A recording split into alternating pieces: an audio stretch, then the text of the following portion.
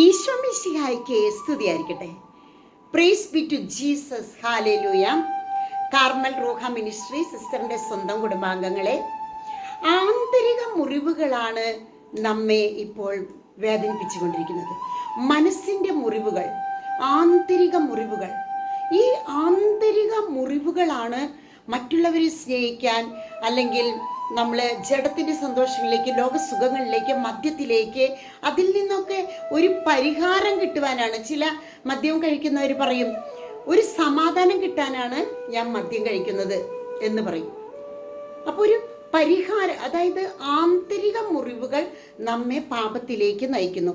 മനസ്സിൻ്റെ മുറിവുകൾ വൈകാരിക തലത്തിലുള്ള ഒരു ജീവിതത്തിലേക്ക് നയിക്കുകയാണ്. ഇത് നമ്മൾ ആത്മീയത കൊണ്ട് ധാരാളം ജപമാല, എന്നും പരിശുദ്ധ കുർബാനയ്ക്ക് പോകുന്നവർക്ക് ആ മാതാപിതാക്കളുടെ മക്കളും സ്വഭാവികളായിട്ട് വരും, നമുക്കറിയാം. അപ്പോൾ എന്നും പരിശുദ്ധ കുർബാന, നിങ്ങൾ എവിടെ കൂടിയുള്ളത് പരിശുദ്ധ കുർബാന.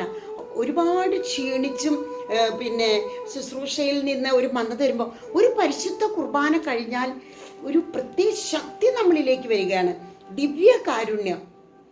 ദിവ്യകാരുണ്യം നമ്മുടെ ഉള്ളിൽ വന്ന് എഴുന്നള്ളിയിരിക്കുന്ന അവസ്ഥ, നമ്മളെ ശിരസ് മുതൽ കാൽപാദം വരെ ദിവ്യകാരുണ്യത്തിൻ്റെ ശക്തി അനുഭവപ്പെട്ട് കഴിഞ്ഞാൽ നമ്മളിലെ മനസ്സിൻ്റെ മുറിവുകൾ, ആന്തരിക മുറിവുകൾ, അതൊക്കെ നമ്മളെ ദേഷ്യത്തിലേക്കും വൈകാരിക തലങ്ങളിലേക്കും കുമ്പസാരത്തിലൂടെ ഉപേക്ഷിച്ച പാപങ്ങളിലേക്ക് വീണ്ടും പോകാനും ഒക്കെ നമ്മളെ നയിക്കുകയാണ്. അതുകൊണ്ട് ആന്തരിക മുറിവുകളുടെ ഒരു വിശുദ്ധീകരണം നമുക്ക് ഇങ്ങനെ പ്രാർത്ഥിക്കാം.